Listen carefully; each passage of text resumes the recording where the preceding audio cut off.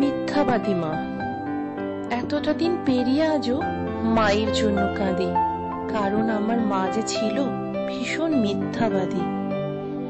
বাবা যেদিন মারা গেল আমরা হলাম একা, সেদিন থেকেই বাঁক নিয়েছে আমার মায়ের কপাল রেখা।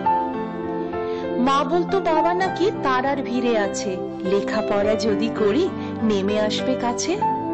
তারায় তারায় বাবাই খুঁজি, তারার ছড়াছড়ি, আমার মায়ের মিথ্যা বলার প্রথম হাতে খড়ি। পাড়াপড়শি বলল এসে, এই বয়সেই রাড়ি, একা একা এতটা পথ কেমনে দেবে পারি? ভালো একটা ছেলে দেখে বিয়ে করো আবার।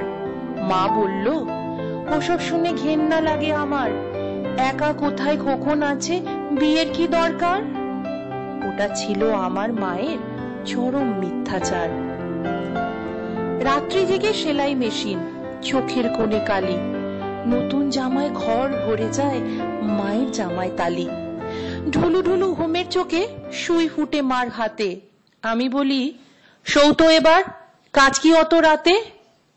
মা বলতো, ঘুম আসে না, শুয়ে কি লাভ বল? ওটা ছিল আমার মায়ের মিথ্যা কথার ছল। স্কুল থেকে নিতে আসা গাড়ি ঘোড়ার চাপে, আমার জন্য দাঁড়ানো মা কড়া রোদের তাপে।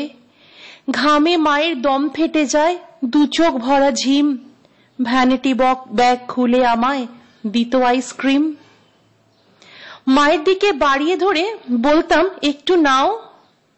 মলিন হেসে মা বলতো, খাও তো বাবা খাও। আমার আবার গলা ব্যথা, ঠান্ডা খাওয়া মানা। ওটাই ছিল আমার মায়ের নিঠুর মিথ্যাপনা।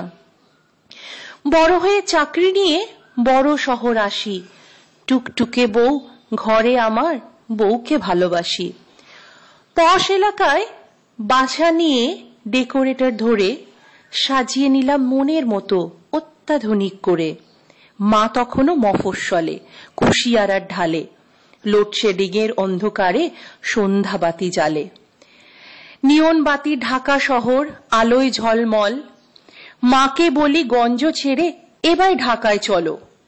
মা বলল, এই তো ভালো, খোলামেলা হাওয়া। কেন আবার তোদের ওই ভিড়ের মধ্যে যাওয়া? বদ্ধ ঘরে থাকলে আমার হাঁপানি ভাব হয়। ওটা ছিল আমার মায়ের মিথ্যা অভিনয়। তারপর আমি আরো বড় স্টেটসে অভিবাসী, বিশ্ব ব্যাংকের বিশেষজ্ঞ, সুনাম রাশি রাশি। দায়িত্বশীল পদে আমার কাজের অন্ত নাই, মায়ের খবর নেব এমন সময় কমই পাই।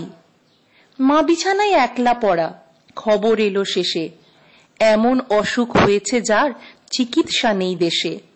উড়ে গেলাম মায়ের কাছে, অনেক দূরের পথ। মা পায়ে পড়ি, বলি মাকে, এবার ফিরাও মত। একা একা গঞ্জে পড়ে কি সুখ তোমার বলো, আমার সঙ্গে এবার তুমি আমেরিকা চলো। এসব অসুখ আমেরিকায় কোনো ব্যাপার নয়, 7 দিনের চিকিৎসাতেই সমূল নিরাময়। কষ্ট হাসি মুখে এনে বলল আমার মা, প্লেনে চড়া বারণ আমার, তুই কি জানিস না? আমার কিছু হয়নি তেমন, ভাবছিস অযথা। ওটাই ছিল আমার মায়ের শেষ মিথ্যা কথা। কদিন পরে মারা গেল নিঠুর মিথ্যাবাদী। মিথ্যাবাদী মায়ের জন্য আজও